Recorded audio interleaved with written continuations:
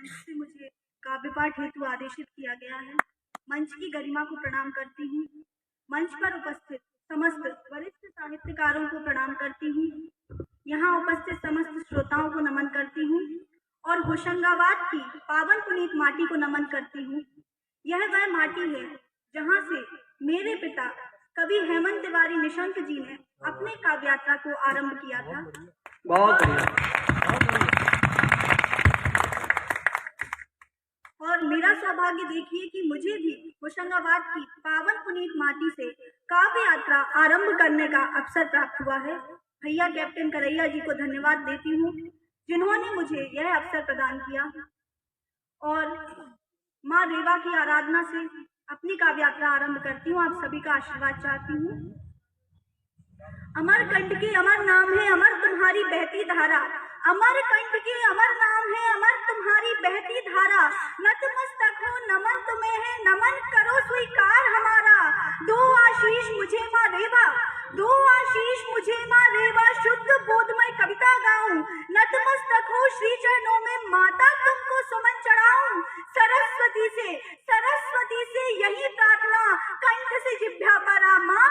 हृदय वास कर नया बोध दे, मुखरित कविता बोलूं माँ। अच्छा है, बहुत अच्छे। और माँ वीणा पाणी वाणी की अधिदात्री की वंदना करती हूँ। काव्य पुष्प माँ के चरणों में अर्पित करती हूँ।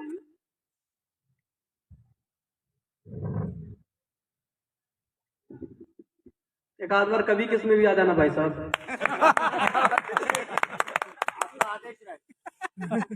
माँ की आराधना करती हूँ। आप सभी का आशीर्वाद चाहती हूँ। नव ही रसों का ज्ञान आज प्राप्त हो मुझे, वर मांगती हूँ वरदान आप दीजिए। नव ही रसों का ज्ञान आज प्राप्त हो मुझे, वर मांगती हूँ वरदान आप दीजिए। बही काव्य गंगा माता आज तेरे मंच से, कवियों की मुखरित वाणी कर दीजिए। अपना सर्वस्व माता आज तुझ पे वारती हूँ, वीणा पाणी भारती में आपको पुकारती हूँ। काव्य पुष्प अर्पण कर आरती उतारती हूँ, वीणा पाणी भारती में आपको पुकारती हूँ। वीणा पाणी भारती में आपको पुकारती हूँ। और आज हम सभी इस प्रांगण में स्वामी विवेकानंद जी की जयंती राष्ट्रीय युवा दिवस के उपलक्ष्य में आयोजित इस कवि सम्मेलन में एकत्रित हुए हैं। तब चार पंक्तियों से यहाँ उपस्थित समस्त युवाओं को युवा दिवस की शुभकामनाएं प्रेषित कर रही हूँ। आप सभी स्वीकार कीजिएगा। शिव सा साहस भरे शिवा में रामदास सा संत चाहिए। शिव सा साहस भरे शिवा में रामदास सा संत चाहिए। समर्थ गुरु रामदास को प्रणाम करती हूँ। शिव सा साहस भरे शिवा में रामदास सा संत चाहिए। संस्कार संग शस्त्र सिखाए, ऐसा हमें महंत चाहिए। शून्य करे संपूर्ण सहज ही।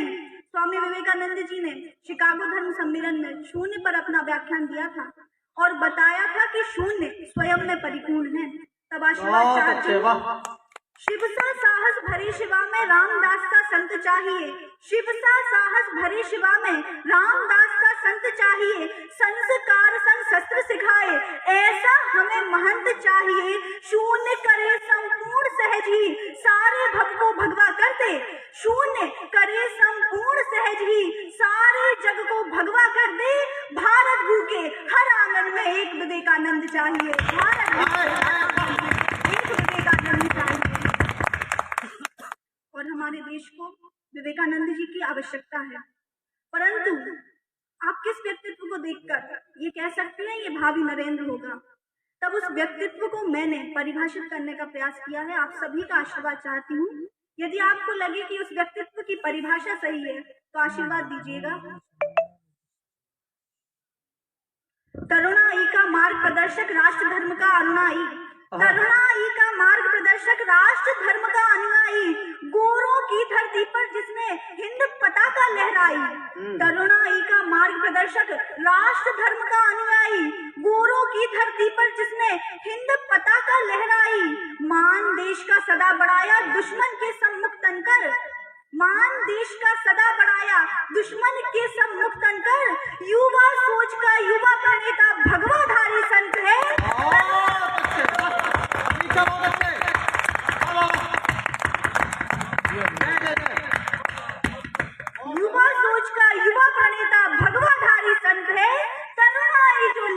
साध ले वही विवेकानंद है, करुणाई जो लक्ष्य साध ले वही विवेकानंद है। और सदन में नारी शक्ति उपस्थित है, समस्त नारियों को, नारी शक्ति को नमन करती हूँ। और बेटी होने के नाते बेटियां क्या होती हैं, 4 पंक्तियों के माध्यम से आप सभी को बताने का प्रयास कर रही हूँ, आशीर्वाद दीजिएगा। चंद्रमा सी चंचल है, वायु जैसी शीतल है, प्रगति के पथ दिन मान हुई बेटियां। चंद्रमा सी चंचल है, वायु जैसी शीतल है, प्रगति के पथ दिन मान हुई बेटियां। सीता जैसे संस्कार जीवा शिवा का आधार, गीता बन कर्म पथ प्रधान हुई बेटियां।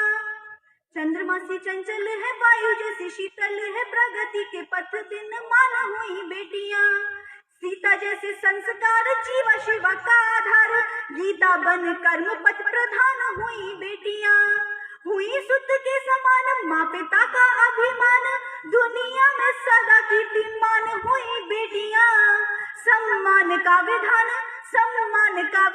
साहस की पहचान, भारती का मान स्वाभिमान हुई बेटियां। भारती का मान स्वाभिमान हुई बेटियां। परंतु हमारे समाज की, हमारे देश की विडंबना देखिए कि जहां हम एक और बेटियों को नारी मानकर, बेटियों को देवी मानकर उनकी पूजा करते हैं, वहीं दूसरी ओर राजस्थान के सीकर में एक दिल दहला देने वाली घटना सामने आती है जी।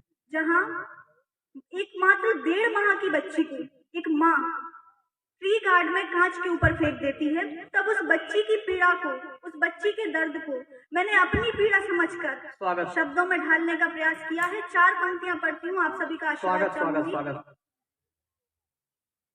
जीवन की बगिया से तोड़ी एक अमृत की कली गई, जीवन की बगिया से तोड़ी एक अमृत की कली गई, रिश्तों के पकवान से फेंकी क्यों मिश्री की डली गई। जीवन की बगिया से तोड़ी एक अमृत की कली गई, रिश्तों के पकवान से फेंकी क्यों मिश्री की डली गई। और इससे बढ़कर मानवताब शर्मसार और क्या होगी, अपनी ही माता के हाथों देखो बेटी चली गई, अपनी ही माता के हाथों देखो बेटी चली गई। बहुत बढ़िया। और अपने काव्य यात्रा को अंतिम चरण में ले जाते हुए मैं अब एक सैनिक और उसकी भावी पत्नी के बीच में जो संवाद होता है उसे आप सभी को बताना चाहती हूँ कि जब एक सैनिक अपनी भावी पत्नी से मिलने जाता है तो उसकी पत्नी उससे पूछती है कि आपकी क्या अपेक्षाएं हैं अपनी जीवन संगिनी से। तब सैनिक का जवाब, यदि आप सभी को लगे कि ये समस्त देश के सैनिकों का जवाब है तो आप सभी का आशीर्वाद चाहूंगी। सैनिक की पत्नी उससे पूछती है भावी पत्नी से क्या अपेक्षाएं रखते हैं, तो सैनिक जवाब देता है। सैनिक का जवाब सुनिएगा। समर्पित राष्ट्र हित में हूँ यही एक लक्ष्य है साधा, समर्पित राष्ट्र हित में हूँ यही एक लक्ष्य है साधा, जो मेरे साथ चलना है करो तुम भी यही वादा। समर्पित राष्ट्र हित में हूँ यही एक लक्ष्य है साधा, जो मेरे साथ चलना है करो तुम भी यही वादा। जलाना जलाना जलाना दीप तुम घर में मैं सरहद जगमगा दूंगा। समझ लो प्रेम करना है तुम्हें आधा मुझे आधा, समझ लो प्रेम करना है तुम्हें आधा मुझे आधा। और सैनिक का विवाह होता है। विवाह के कुछ वर्षों के पश्चात वो सैनिक शहीद हो जाता है। उसकी पत्नी सैनिक जो अपेक्षाएं रखता है उस समस्त अपेक्षाओं पर खड़ी उतरती है, परंतु अब उस पत्नी का अग्नि परीक्षा का समय आ गया है। पत्नी के समक्ष उसके पति की पार्थिव देह है, जिसे देखकर वो मन ही मन कुछ संवाद कर रही है। उसे मैंने गीत में, कविता में ढालने का प्रयास किया है, सुनिएगा। सैनिक की पत्नी उसकी पार्थिव शरीर से प्रश्न कर रही है और कुछ संकल्प भी ले रही है। 7 फेरे साथ लेके जन्मों तक का साथ पाया, 7 फेरे साथ लेके जन्मों तक का साथ पाया, मांग में सिंदूर भर के तुमने इसको था सजाया।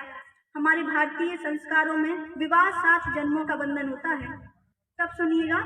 7 फेरे साथ लेके जन्मों तक का साथ पाया, मांग में सिंदूर भर के तुमने इसको था सजाया। यह भी सच है हर वचन को तुमने शिद्दत से निभाया। पर अचानक साथ चलते रास्ते के मोड़ पर, पर अचानक साथ चलते हुए रास्ते के मोड़ पर, तुम निकल आगे गए हमको अकेला छोड़कर। उस समय उलझी हुई जज्बात में, पर अचानक रास्ते के मोड़ पर तुम निकल आगे गए हमको अकेला छोड़कर। उस समय उलझी हुई जज्बात में, होश से बेहोश से हालात में, सोचने बैठी जो आधी रात में, बस तुम्हारी याद भी थी साथ में। पत्नी के पास अब उसका पति नहीं है, उसकी बस मात्र यादें शेष हैं, उन्हें याद कर रही है। सोचने बैठी जो आधी रात में, बस तुम्हारी याद भी थी साथ में। मन कहे कि दर्द अपना व्यक्त कर लूं, नेह का सागर नयन के जल से भर लूं। उठ रहा तूफान जो मेरे हृदय में, प्रश्न के उत्तर में तुमसे हो मुखर लूं।